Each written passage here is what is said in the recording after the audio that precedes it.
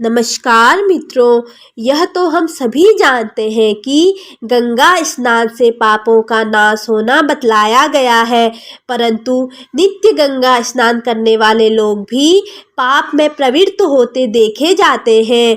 एक समय शिवजी महाराज पार्वती जी के साथ हरिद्वार में घूम रहे थे। पार्वती जी ने देखा कि हजारों मनुष्य गंगा में नहा नहा कर हर हर कहते जा रहे हैं, परंतु सभी लोग दुखी और पाप परायण हैं।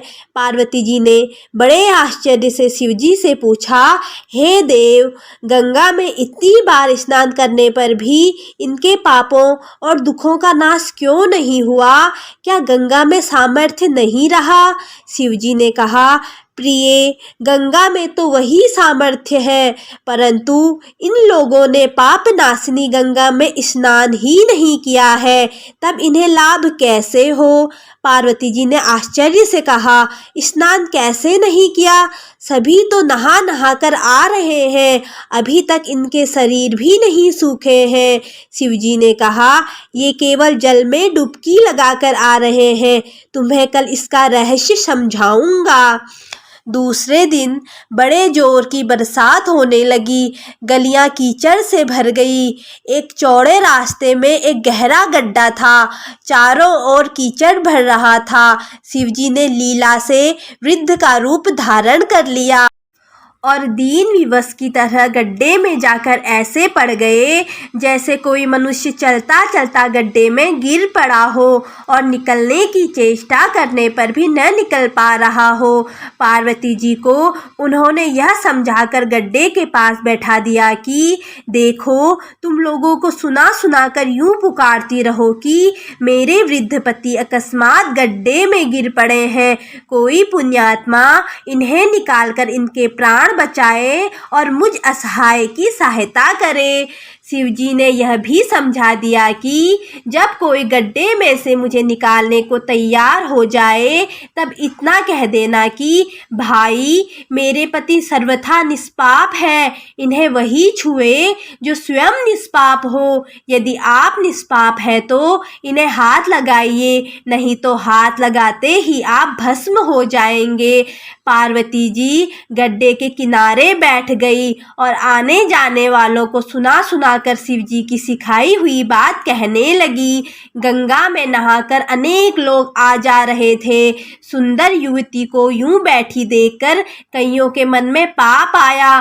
कई लोग लज्जा से डरे तो कईयों को कुछ धर्म का भय हुआ और कुछ लोगों ने पार्वती जी को यह भी सुना दिया कि मरने दे बुढ़े को, क्यों उसके लिए रोती हो। आगे कुछ दयालु पुरुष थे, उन्होंने करुणावश युवती के पति को निकालना चाहा, परंतु पार्वती जी के वचन सुनकर वह भी रुक गए। उन्होंने सोचा कि हम गंगा में नहाकर आए हैं तो क्या हुआ, पापी तो है ही, बूढ़े को निकाले गए तो इस स्त्री के कथनानुसार हम स्वयं भस्म न हो जाएं।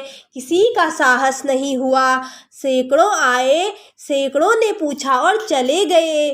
संध्या हो चली। शिवजी ने कहा, पार्वती, देखा, आया कोई गंगा में नहाने वाला। थोड़ी देर बाद एक जवान हाथ में लोटा लिए हर हर करता हुआ निकला।